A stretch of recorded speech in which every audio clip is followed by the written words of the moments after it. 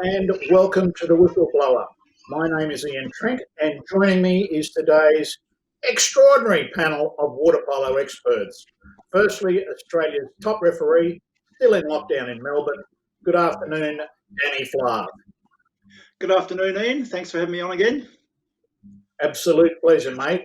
And your co-panellist is the former Australian Olympic representative and, of course, the men's team coach as well from the nation's capital. He joins us from Canberra, John Fox. Hi, John. Good afternoon, Ian and Danny, and very much looking forward to this fantastic episode. Should be very good. Just turn that little thing off there and we'll be a lot better. Well, gentlemen, we've had some absolutely fantastic guests in recent weeks, but today it's very special. In the week we celebrate the 20th anniversary of the water polo finals at the Sydney Olympics, we can't, of course, forget Australia's winning the inaugural women's gold medal. Now, the men's gold medal went to Hungary. It was the first of 3 consecutive Olympic gold medals for the Hungarians, and they dominated for the next decade. The man who created that juggernaut is Denes Kemeny, and he joins us now from beautiful Budapest as arguably the most successful coach ever. Welcome, Dinesh. Thank you very much for the invitation. Welcome, all of you. Now, you've won gold medals at, of course, those Olympic Games, 3 of them, World Championships, World League, World Cups, European Championships, and the European League. And you have an Australian connection as well, which we'll talk about a little bit later. But where and when did it all begin in water polo for Dinesh Kemeny? First of all, I'm very happy to be together with friends. Not only an interview, this is a chance for me to see my friends. Describing my past in the swimming pool was a very, very easy connection. I was 3 years old when my parents divorced, and I stayed with my father, who was a player in the first division in Hungary. So at the end of the kindergarten session, he had to go to his training, and he took me in the swimming pool as he was by himself. Passing time in swimming pool, first you start to jump in the water, then you start to swim in the water, then you see other water polo players playing with the ball, and that's much more interesting and less boring than swimming. So I became very early practically a player, even if I could play first official game maybe 4 or 5 years later, because we had a limit for the beginners. So maybe it was 10, and earlier we couldn't play. So I played my first game with some fake ID at 8 or 9, but even the opposite team, they knew it. But to play water polo for everybody is fun, and there was no any problem. So this was my first touch to water polo. Then my father became a coach, and he paid a lot of attention not to coach me ever. So when he was coaching an age group team, which is just next step for me, as I became 1 year older, he changed his team for another, not to be my coach. But this didn't mean that we didn't have a lot of chat at home about water polo. You can imagine the Sunday lunch that for my stepmother was very boring. We were speaking about water polo, if not water polo, then football. So that was our everyday life. So, Denesh, before we move on to your coaching, you were a successful player in your own right, and you won a European Championship with the junior team, and that was back in 1973 in Duisburg, Germany.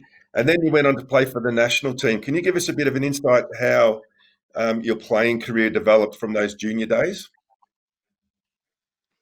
The junior days for me in Hungary, it was first team, club team playing. So uh, I think all the players of the junior team have played in Hungary in sub club team in the first division. Just maybe 1-2 years, but we had a good experience. And when you win the gold medal in the juniors in Europeans, you think that this is the straight way to get to the top Hungarian national team.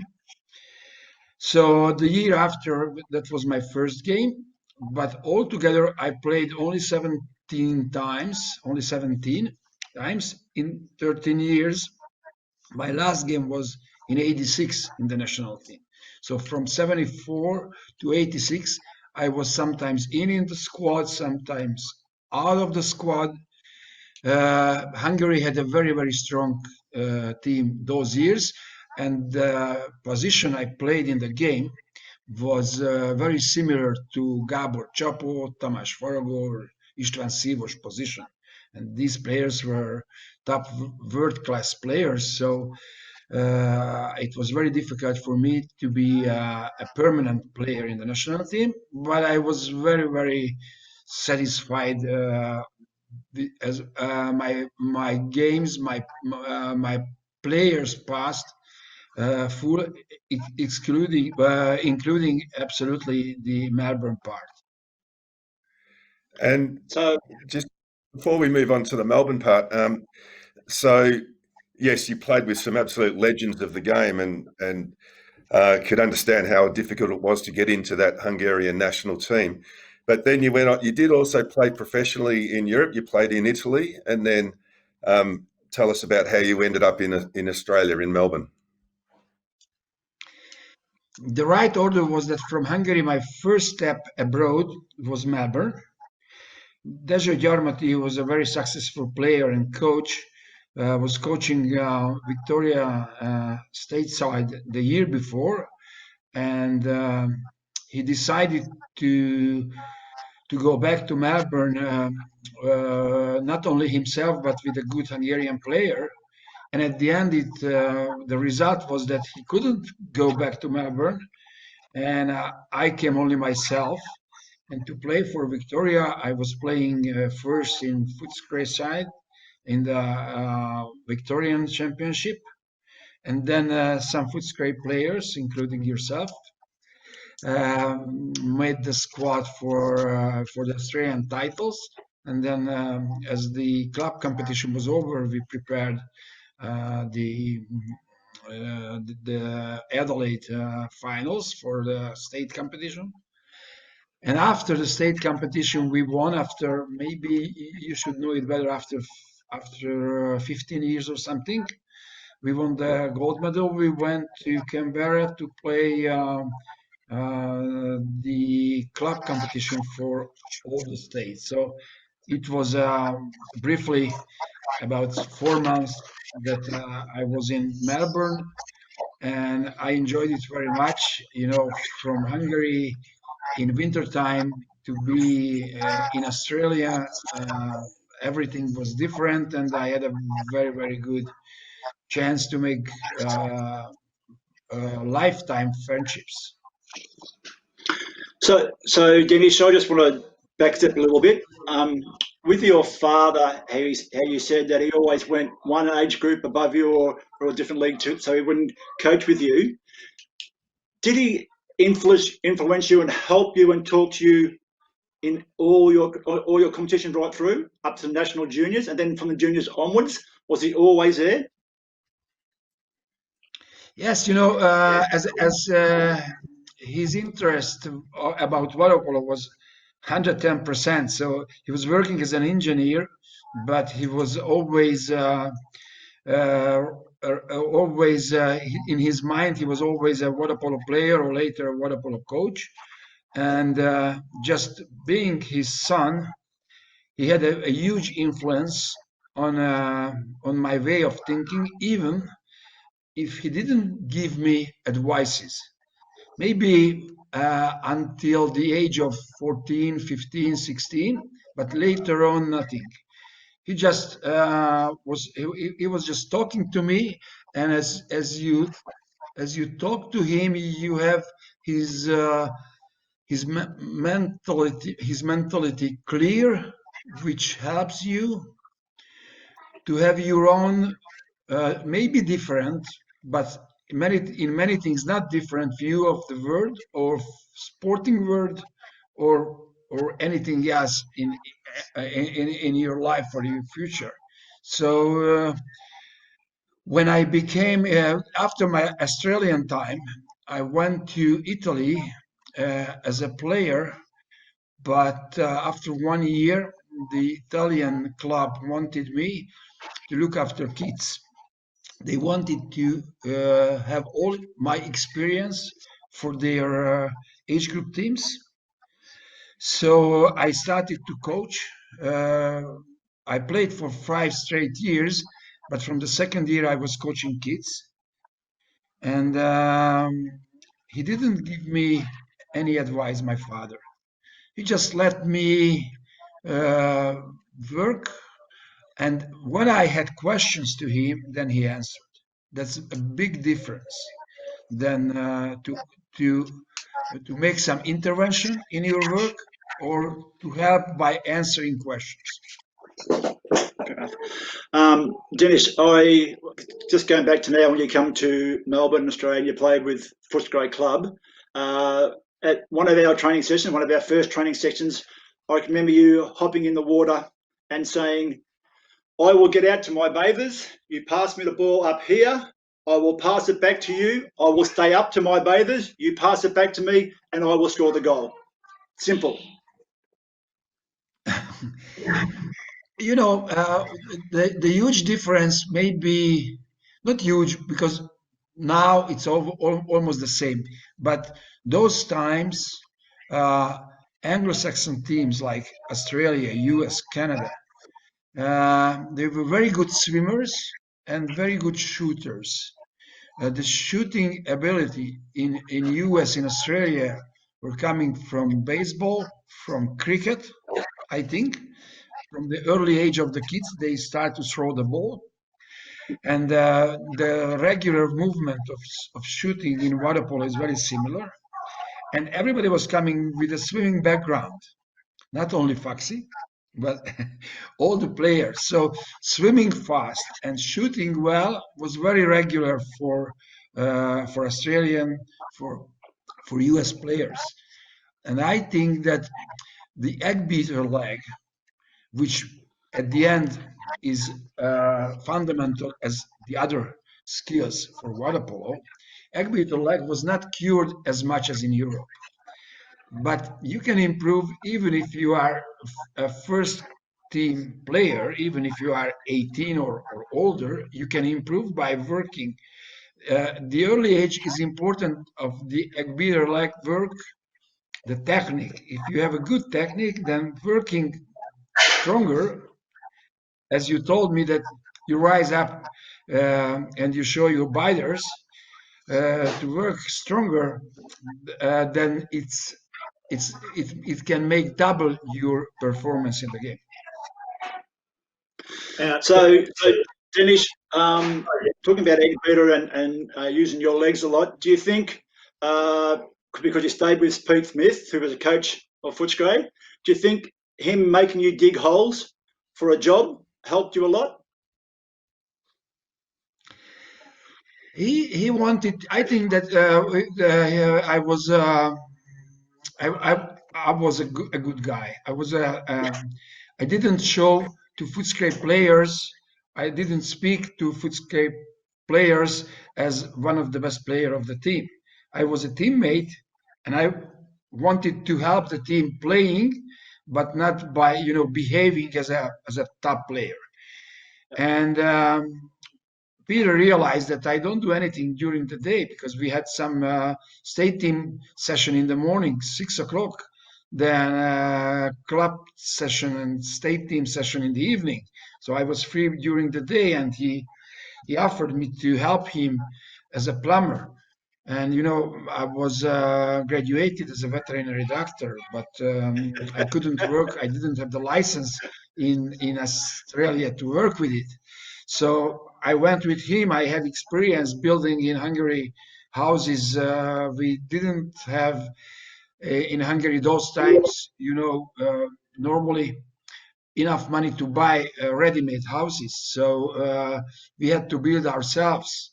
So I had experience, and what I didn't, I was not really good, was not really ready to do for him. He showed me, explained me, and then we were working, but we were friends. So it was very nice because I had full-time days, early morning session, then all day plumbing, including digging, and then evening 2 other sessions. So I didn't need any pill to go to sleep. When I have a look at my co-panelists here, the first thing I think about is nighttime social activities. And coming from Footscray, the boys were renowned for having a good time at the pub, whether that be after a game, after training, after whatever. Did you get into the social life in Melbourne a lot? It was not very difficult. First session, we went to the pub. I realized that all Melbourne pubs, they have two entrances, one for the ladies, the other for the men. And I just asked the boys that every training, it means 50 years. And I started to drink a spritzer, the white wine with some club soda, because they couldn't convert to beers. And this way, that for them, when I drank only 5 glasses, because I said that these 5 glasses wine with club soda is the same quantity like 15 stubbies. So every session was finished by this, but I think that this was a very, very important effectivity for my future, that I realized that even if the session was good, even the session was disappointing, or a game was disappointing, going to the pub, having a chat helped a lot for your performance of the day after. In Hungary, when we have a negative day, we bring it over for weeks. But Australian mentality helped me to digest the delusion very, very fast, and even if with 15 beers or less, okay, but to concentrate that the game you lost, you cannot lose other games because you lost one, because of the delusion. You lost the game. You have to improve by losing a game. You have to be stronger, and then you have to forget it as soon as you can. First, you have to analyze to see what you have to improve, but then you have to forget it. Otherwise, the effectivity of the game, of the delusion, gives you other delusions. So I think that this was the most important value I improved by you guys. As you know, I had others from Italy, but not the beers, but the beers had a value for me. How you look forward. Denis, You you'll be remember pleased. the Adelaide final? Adelaide final was overtime. After overtime, we won against New South Wales. And we went the same pub together with the New South Wales players. And I was very, very happy winning the gold medal. And after a while, I couldn't make difference who is the winner in the pub and who is the loser, because everybody was having fun. Even New South Wales players were having fun the same way than the winner team players, my teammates. And this was strange for Hungary. Denis, you'll be pleased to know that we still value our social activities with water polo highly. So we do try and keep that aspect of the game going. You mentioned when you came out, Giamatti was an influence for you, and we've got a very strong association with the Hungarian community and Hungarian water polo players, especially after the '56 Olympics. Karpati was another one who recently passed this year, and there's a couple of other names here that I'm going to ask you. One is Antal Bolvari, and the other one, I don't know if you were aware that the Hungarian football star Puskas also played in Melbourne, and he played for one of the National Soccer League teams. Are you familiar with, well, obviously Karpati, but Puskas, did you know him at all? And Bolvari? I met him once or twice. Those years when he had some job in Melbourne. I think not only player, maybe he was coach, and he was a very good friend of George Karpati, who you know very well, who you knew very well. So we had some dinner together in Budapest other days, but later on he became ill and he died maybe 10, 15 years ago.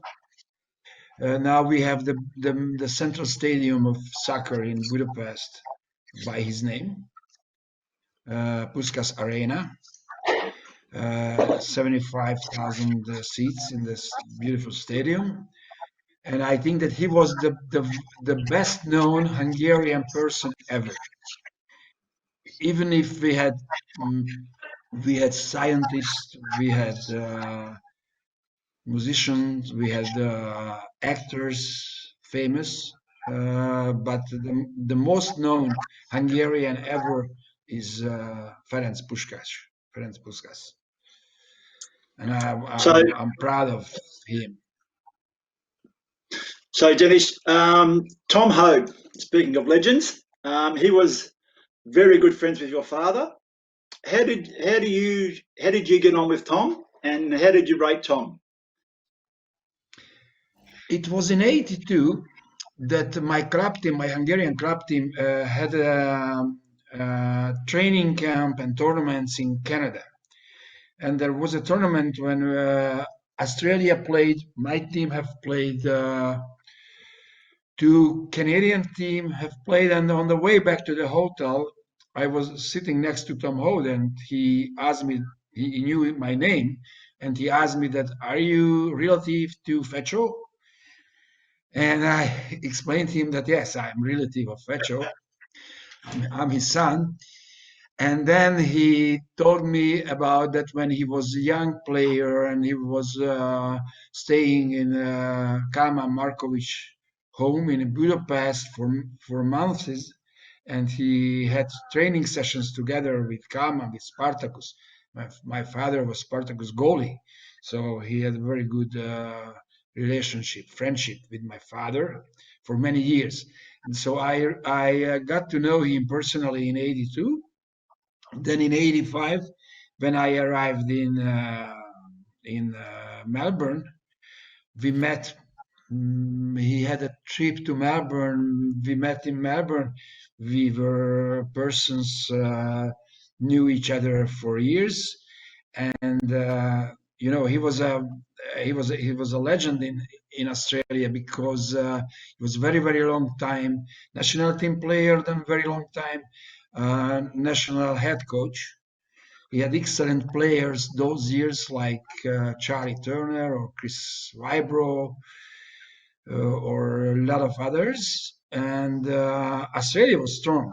Australia have beaten Hungary in friendlies or drew with Hungary, and Hungary was always one of the top teams in the world. So the year I played in Australia for a Hungarian was not like a holiday. I had to play my 100% because Australia had a very good period. If you have a good national team, it means that you have a good general movement in Brisbane, in Perth, in Sydney, Melbourne. So Tom, okay, later on we met a lot of times. He had a very funny conversation with me 20 years ago, the day of the final in Sydney Olympics. I was very stressed before the game, before the final. During the warm-up, I was just walking up and down the poolside watching my players. And he asked me that, "Are you nervous?" I started to laugh that this is an Olympic final. And he said me, never in the history, a team has won gold medal coming from the qualification tournament.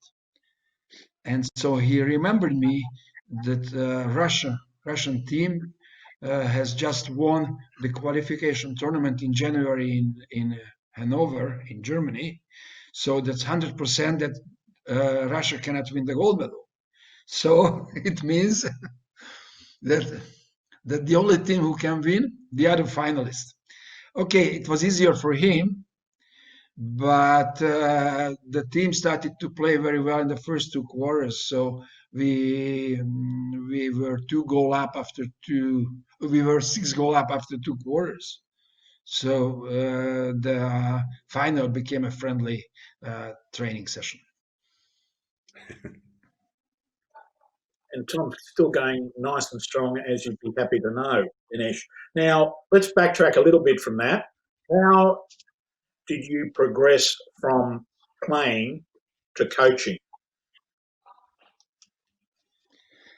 My answers are a little bit vibrating because I start to answer your question, then I go left, right, anywhere. Sorry. So sometimes I'm too fast. Okay, when I was my last 5 years as a player in Italy, in Como, and I was coaching youngsters for 4 years, at the end of the last player season, the club asked me to become the head coach of the first team. So I was working in a veterinary clinic, and I was coaching the first team.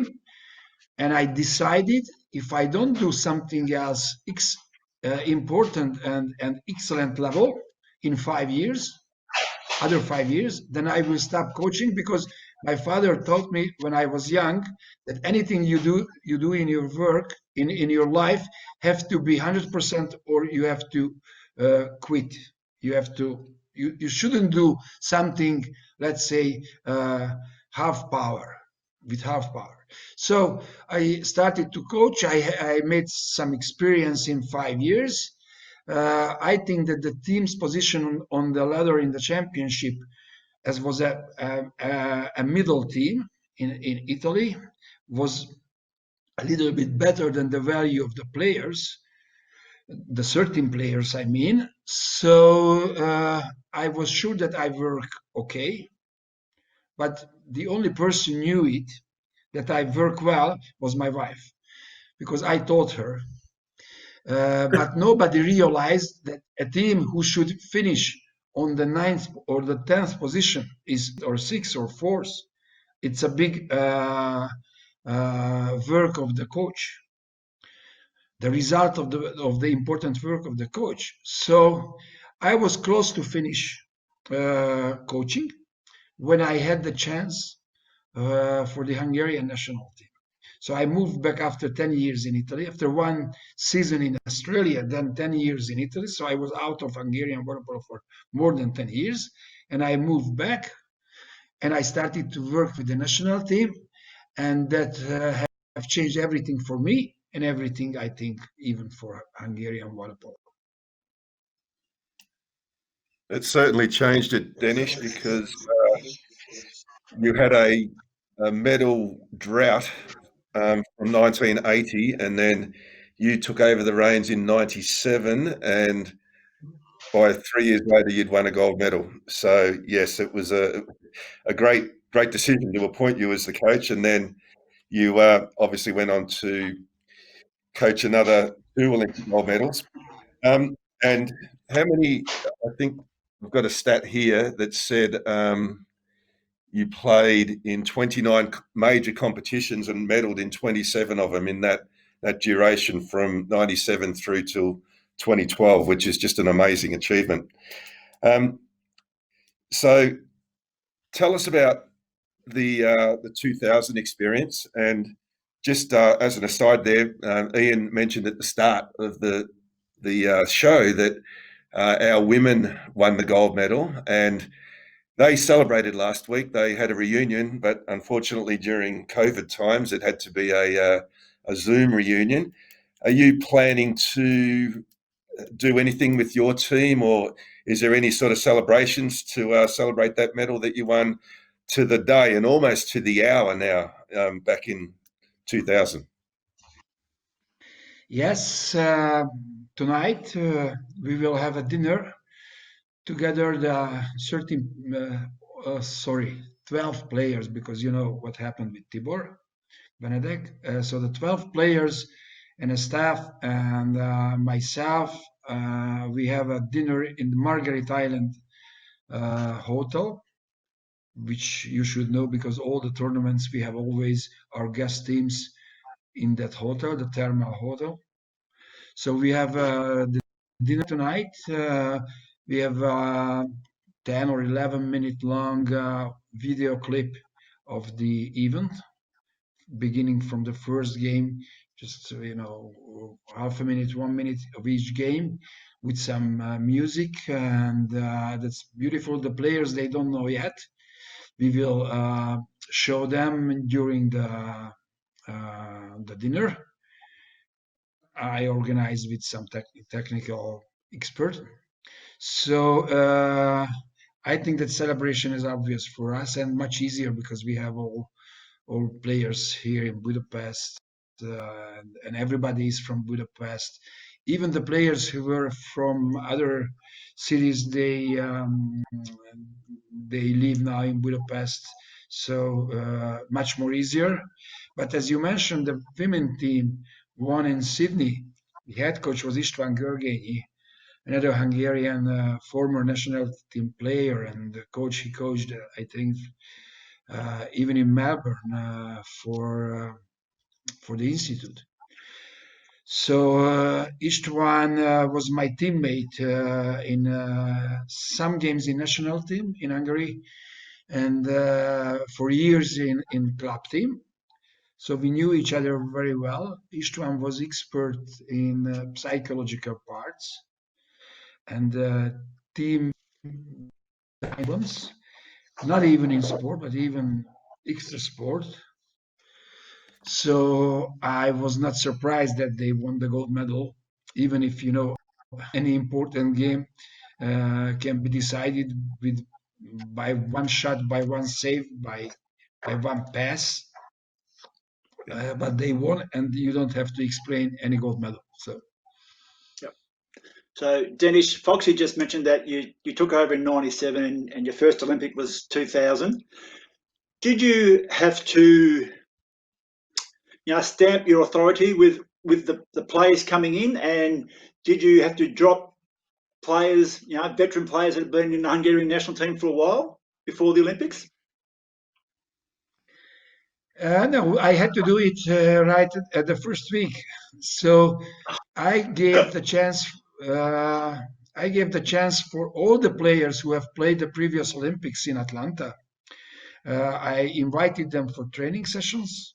I had the chance every week, Monday, Tuesday, to have 3 or 4 trainings together with the players. So I could change week by week the list of the players. And altogether from January to end of March, I could try over 30 players.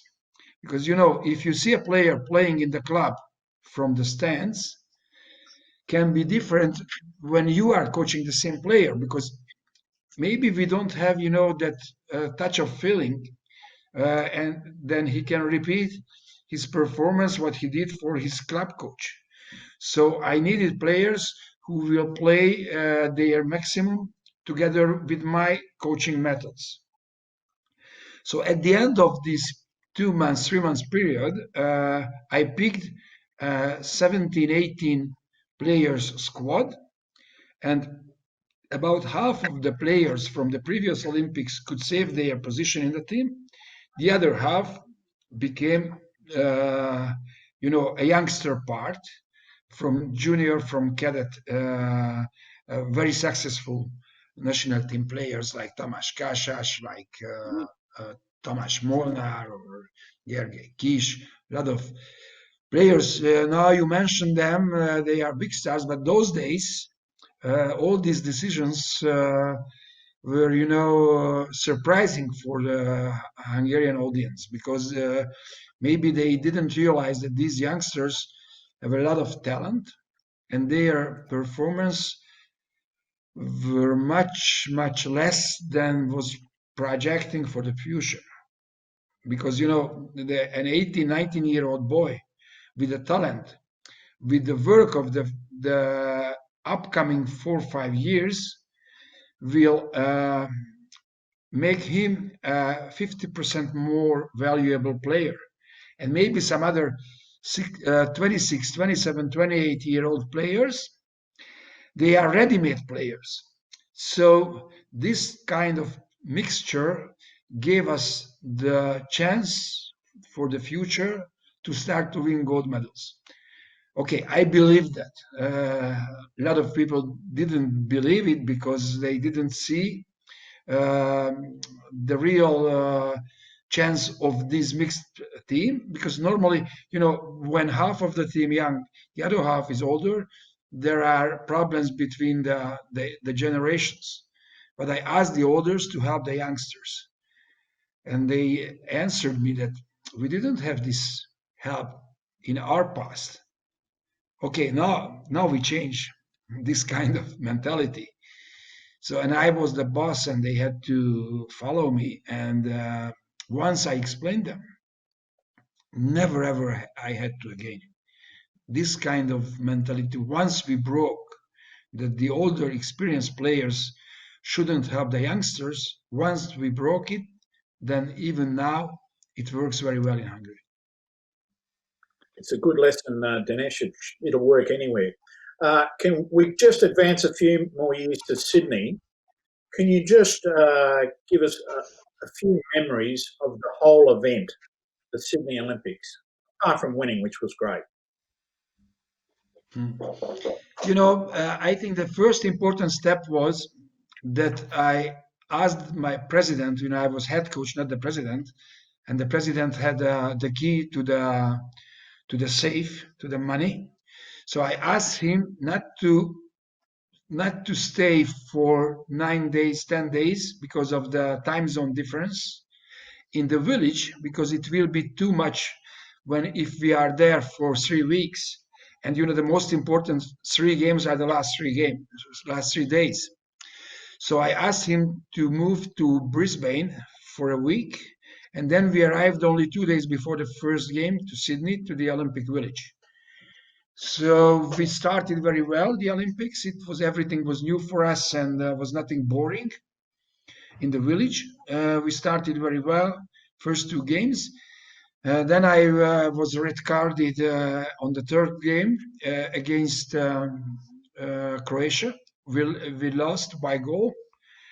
Then we won against US, and we lost by goal again with Yugoslavia. So, but these 3 games I was on the stands, red carded by Gianni Lonzi because of moving further than the 7-meter line, which was the end point where a coach could move. So it was not for protest, for 4 words, 4 letters words, but just for moving irregularly.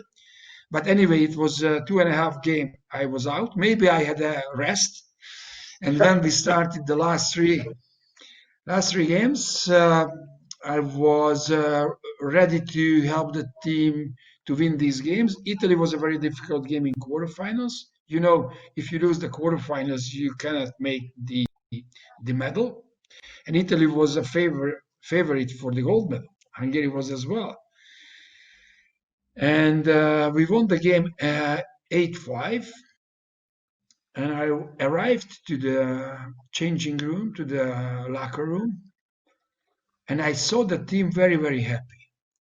And I had the experience of Perth Worlds 2 years before, 3 years before, January in Perth, '98, when we have beaten Australia, which was a very difficult game. Australia at home was unbeaten until the semi-final. We have beaten Australia maybe 10-5 or something, and the team became so happy that we couldn't digest the victory in 24 hours, and we lost very easy against Spain. So I remembered this, let's say, this experience, and I explained to the players that we can be happy, we can feel joy of this today's victory against Italy only until the dinner. After the dinner, we have to start to concentrate for tomorrow's semifinal, and we have to forget the victory. You know, you cannot ask to forget the victory 2 minutes after the game. But I asked them that be happy only 4 hours, 5 hours, then to start to think about what is your job for tomorrow, your personal job, your player's single job.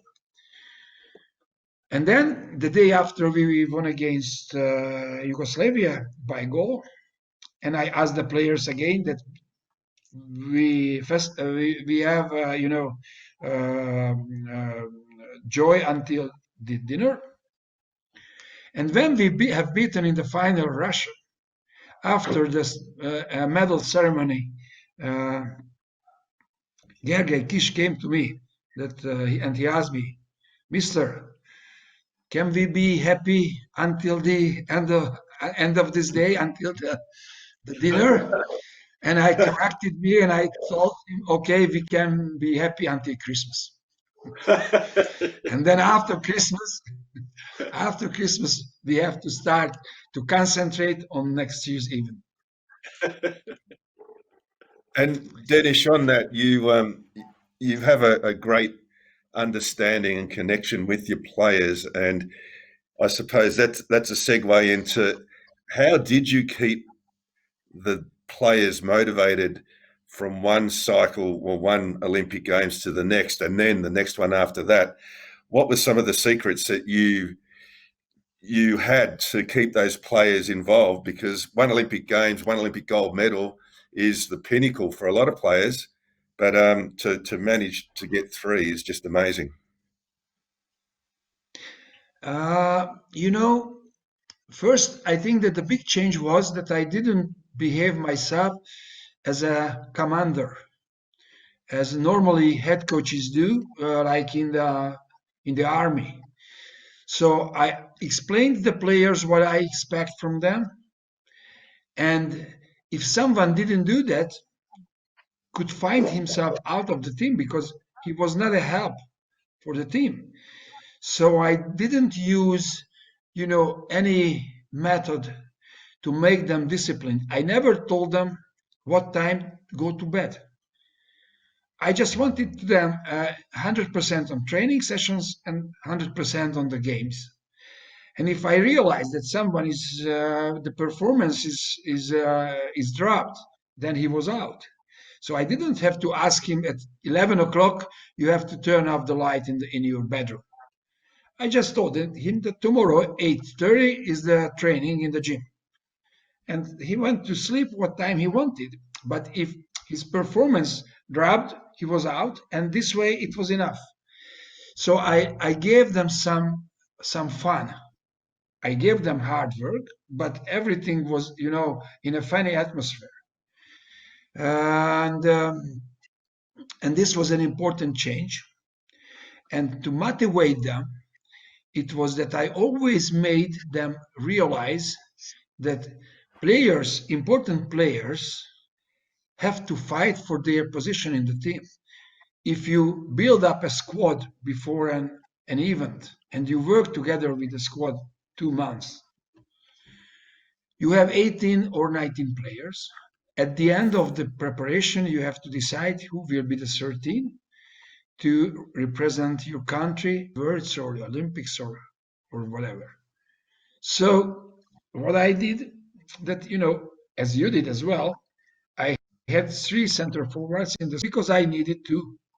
I had 3 goalies in the squad because I needed to, and so on, all positions. And they knew that they have to fight for their presence, even if they are Olympic medalists, because the first cycle after Sydney was ended in Athens, and 4 players from Sydney have lost their position in the team. So 4 new entries arrived because of these clear rules, because of this clear, I don't say fight, but rivalry to get in the team. And I said the players who were in the team that once when you got in the team, you had to be better than one player of the team, and this was the way you got in. So you have to be careful because players from outside they want to be the member of the national team because that's beautiful to be an international player for your country. So you have to make always your 100%, otherwise you are out. And if you create this kind of rivalry between the players who are in and out, at the end, the advantage is for the coach because if the massive player who was in the team can keep his position, it means that he became better than he was when he won the Olympic gold. Otherwise, someone is passing him. So at the end, the team had a big advantage of these rivalries.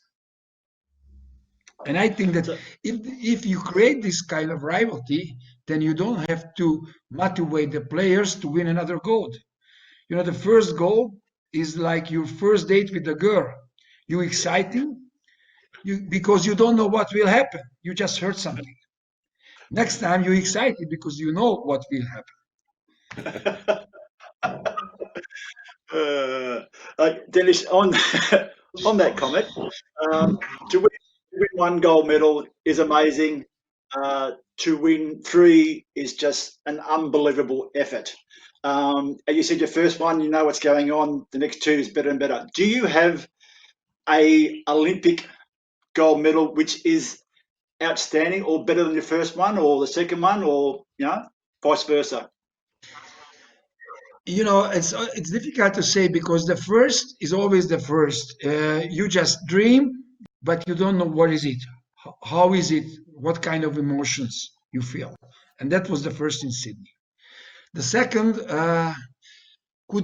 might be less important, but the way we won it, that all the game we were under, 3-goal under, 2-goal under, Serbia and Montenegro, and only the last quarter we started to play as we did it before, and then we won very, very difficult way the gold medal. So it's for many fans, that game is different than the 2 other finals.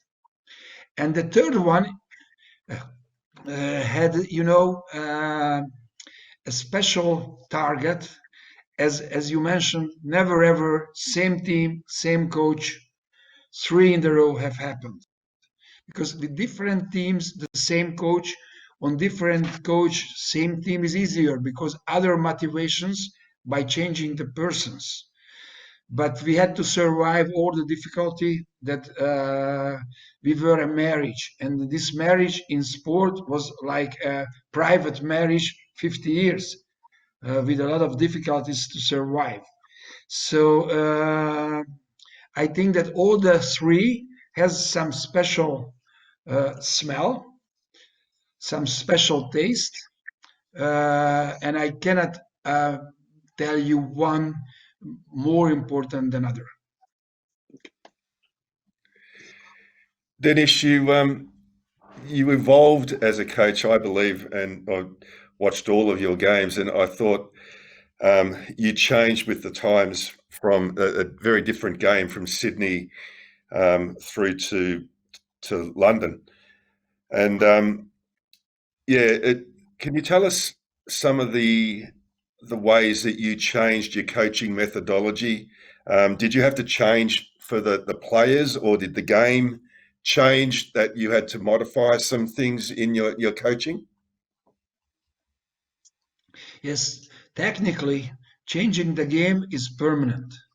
3 years of Sydney, we played in Barcelona World Champs, and we couldn't use any tape, any videotape of Sydney. So much the game have changed in 3 years. This is the technical part, so you have to update always yourself. Training methods you need to update yourself, otherwise if the training becomes boring for the players, they don't put 100% will in work. So if you surprise them, I don't say day by day, but season by season with new methods, they always believe that by this method will be stronger as a player, more skills, and so on. So I think that the technical changes are coming by itself. What I had to change, which is out of the game, that players have become from kids of the families. As I started to work with them, they became family head. Let's say in Hungary we say it family head. They became husbands. From youngsters, they became husbands. They started to have family, kids, wife, and everything has changed in their private life. And I had to adapt myself and the federation, because at the beginning, the only thing they wanted was the glory and the gold medal. Later on, they wanted even some financial benefit. So we had to put players under contract to serve all our sponsors, because they were responsible for their families, and as they had very good club salary, they had more chance to make more money by the national team because they were big stars in Hungary. So if we wanted that, let's say if we have a beer factory sponsoring the national team, a beer factory, and another beer factory wanted to offer a sponsorship for a player, that was a tension between our sponsor and our federation or our team. So we had to pay the players to follow the interest of the advantage of the national team and the federation. So we had contracts we had to make with them. Some journalists told that we started everything in the garage, and at the end we had leather armchairs, offices on the top level of the skyscraper. So the team had to follow, all these successes, the management of the team, how to manage the players and the teams. And I don't think that this was a negative way to react to the changes. So we had to react to the changes, and I think that we did it well. And if we don't react, then we don't have successes we had. All the two Olympics, the prize money for the gold medal in Hungary was always different for a single athlete or a team. 50-60% of the single prize money went to a team member, to a team player. So, and after the second and after the third Olympic gold, I had the power to ask the sport minister not to make difference with the national team players, respect, let's say, a swimmer or a track and field athlete. And they understood my reasons, and they have changed. So we had the result, and I did everything for the financial advantage of the players. And I think that this was another key, that we could keep high our motivation level, our internal harmony. So Dinesh, you progress as a coach, the team progresses as a team. Did you tap into the knowledge of other coaches from other sports during this period? I had a good relationship with Sir Alex Ferguson, manager of Manchester United. Was invited by Nick Hume, who played for Australian side, who played for GB side as a player. Then later he became, I think, head coach in GB, and he invited me for coaching clinics to Manchester. And as I was in Manchester, I organized to go to the training session of Manchester United, and I had a lot of chat. And at the end, I had a friendship with Sir Alex. And I think that professional football is completely different than professional water polo. That's another restaurant. But some things I realized that I could improve.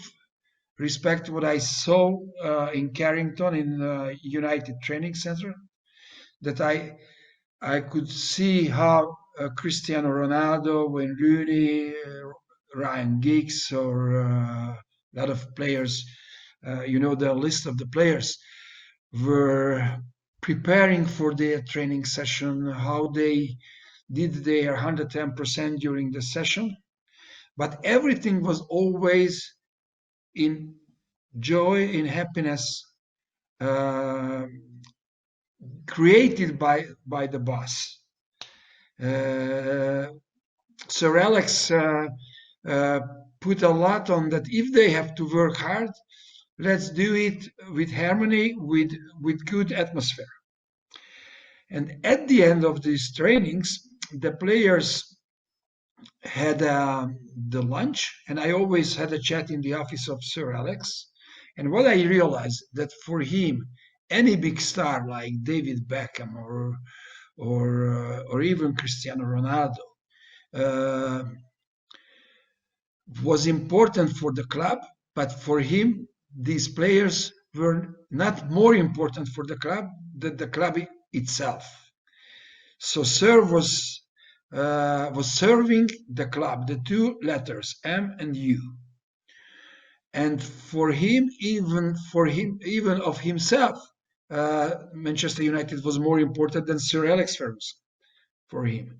So this way, when he realized that some players have a good value on the market, and they became so important star that this can break the atmosphere in the locker room, inside the team, he suddenly sold his player David Beckham to Real Madrid, maybe Cristiano Ronaldo as well to Real Madrid. So he always thought the advantage of the team, for him, the club more important than any single player. And I think that if you do this way with professionals, you do this way your job, then the rest is much more easy, because to learn, to improve yourself, to update yourself is much more easy than to choose the right way, the right mentality, how you guide your team, how you behave as a boss. He had good connections, good relationship with the players, but for him, the team was the number one, not the players.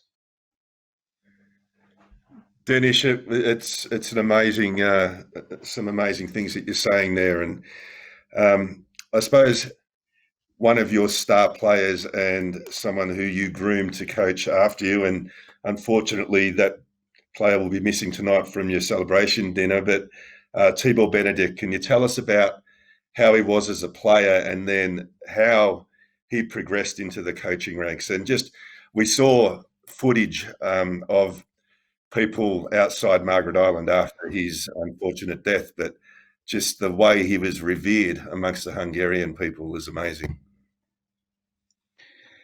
You have to know that in Hungary, all these players are celebrities, but Tibor was an extra celebrity because of his family roots. His father and his grandfather were very famous theater and movie actors. And this way, Tibor's name was always more interesting for the fans or for the audience generally than other big players. And the other side, that Tibor was, the statue of the humility, because Tibor was not very talented by his ball handling or by his swimming skills. All his value as a player became with a lot of work. When we had 6-7 hours session a day, and over 30 years of age, he always find those 15-20 minutes more of the 6-7 hours to make some what he thought that he have to improve himself. So this way, Tibor was a very good example for all the teammates. So his effectivity was not only as a player, but as a person, as his mentality was showing the right way to other players who maybe were not 100% sure of themselves. So we knew what will happen because we knew his problems 2 years before that he has died. But let's say that was less shocking for us than the audience. The audience didn't know anything. But anyway, a big star like him, at age of 48, passes away. It's shocking for the country. And I think that what I can do, that I will help as I can, and he cannot do now. His son, who is playing water polo, his father, who is in very difficult moment. This is not the right order of the life. The right order that the parents are going first, and then the kids. So his father's difficulty, it's imaginable. So you cannot imagine. Okay, so difficult to think about, even if we were prepared in the past 2 years that what will happen. But the moment in the early morning in Hungary, I got to know what happened an hour before. I couldn't say a word for hours. So Denis, it was a big shock and a big loss for Hungarian water polo. Just to change it a little bit, with the new rules now that the TWPC has brought in, do you think this has improved the game or taken the game back a little bit? Technically, I think these changes gave more speed and gave a little bit less value to the extra man offense situations, as it became 3-4 seconds less, because after 20 seconds you don't have those 4 seconds when the excluded player re-enters to the field. So I think that this is a advantage. Anyway, this is as the game faster, and you have during the same game 10%, 15% more attack of both sides. But what we need, I think, for the future is, and what is much more important, and I think that Dan Cameron is involved, that I'm the member of the rules rewriting committee. We had to prepare everything for Fukuoka next year, but Fukuoka World Champs is delayed for a year later, because the main problem of water polo refereeing now, that the referees are using an informal rule, which is known by TWPC referees, players, coaches, but not for the public. Because if you read FINA rules made 80 years ago is not the same what referees have to apply, because we cannot do that after 80 years. The game has changed so much.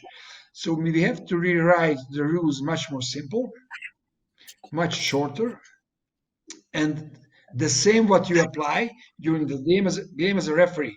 This way, all public, all people want to be involved in water polo will understand what and why referee have whistled. Now they don't know what the referee and why they whistle exclusion or simple foul or offensive foul. Just water polo people understand. And this way we are excluding, sport people, other sport people. I'm not expert for basket, but I understand basket. I'm not expert for hockey, ice hockey, but I understand ice hockey, and I can be a fan of ice hockey. But people who are coming in Margaret Island, only 1/3 of them understand what happens. And the other part of 3,000-4,000 people, which is amazing anyway, they are coming to be presented of the water polo game, but they don't really understand what and why referees are whistling. So this should be an important step, that you go home, you didn't understand anything, you read the rules, and then you understand. Now, even if you read the rules, you don't understand as well.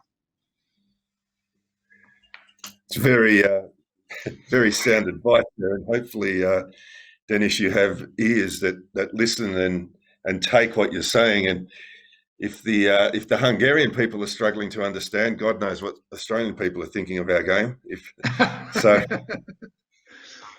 But girls are coming because we are nice people. Denis, now your sons had a stint with water polo, but one of your sons is doing very well with skeet shooting, I believe. Yeah, Mark is the smallest.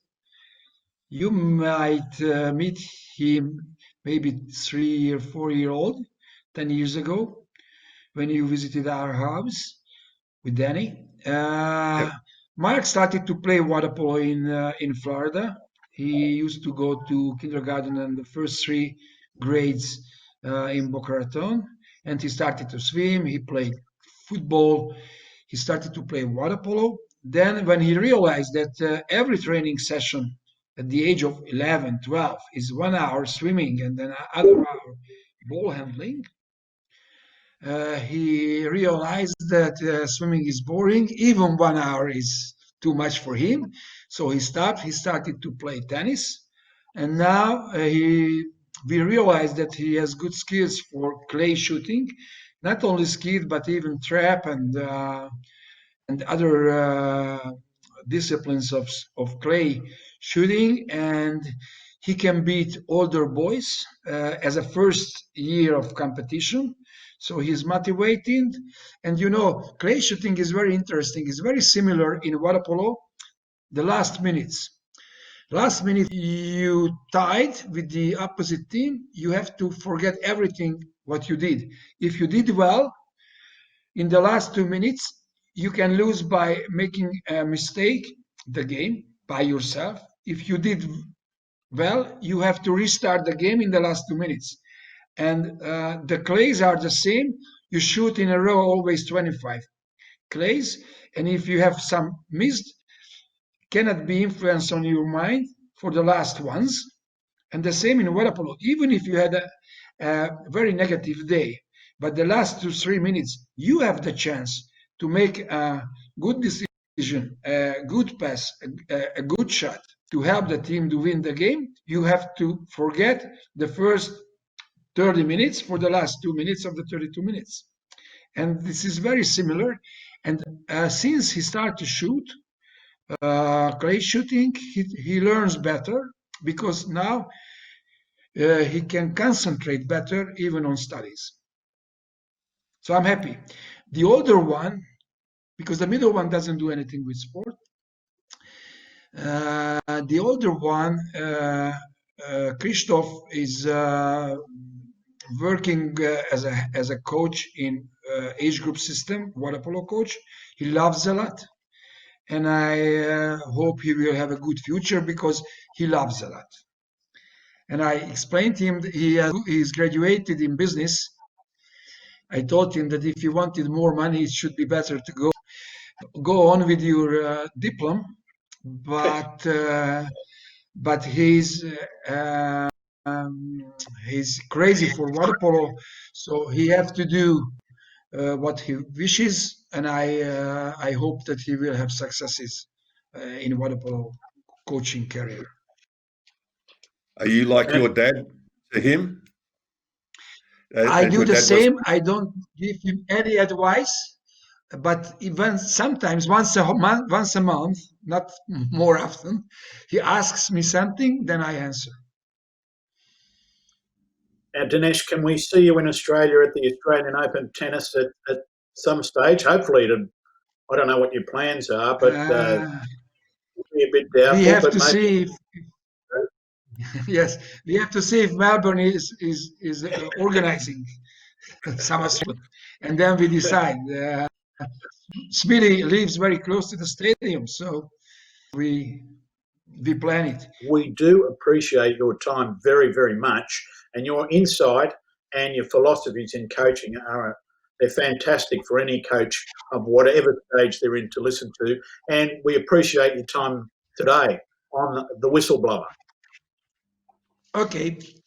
Have a nice time. Thank you very much. Thanks, mate. Thanks, Dennis.